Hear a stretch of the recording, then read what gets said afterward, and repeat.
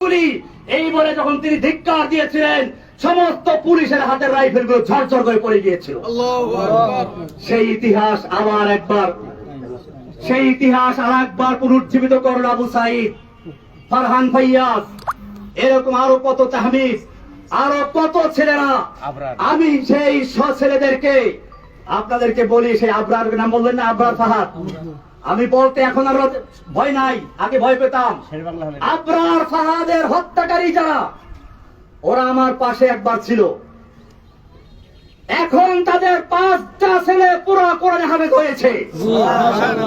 আপনি দেখলে বুঝবেন না যে তারা বইটের ছাত্র, তারা এখন মাদ্রাসার ছাত্র। আমি নিজেই কয়েকদিন বাকি দেখছি একজনকে দেখা করতে আসছে। আমার ভাইয়েরা, এদেশের সন্তানদের দোষ না, পুলিশের দোষ না, আওয়ামী লীগ যুবলীগ ওই ছেলেদের দোষ না, দোষ হচ্ছে কিছু লিডারদের, কিছু নেতা নেত্রীর, যারা এদেশের যুবকদেরকে, এদেশের পুলিশদেরকে, এদেশের সৈন্যদেরকে নিজেদের স্বার্থে ব্যবহার করতে বাধ্য করে। আমি আমার বাংলাদেশের তরুণ ভাইদেরকে বলবো, তোমরা জীবন দিতে শিখেছ, ইনশাআল্লাহ যে জাতি জীবন দিতে শিখে সেই জাতিকে কেউ দাবিয়ে রাখতে পারে না।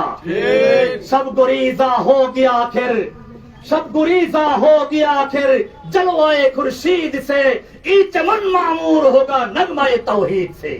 রাতের আধার কেটে যাবে পূর্ণিমার চাঁদের আলোকের ঝলকানিতে, এই জমিন আবার আবাদ হবে তাওহীদের আওয়াজে ইনশাআল্লাহ।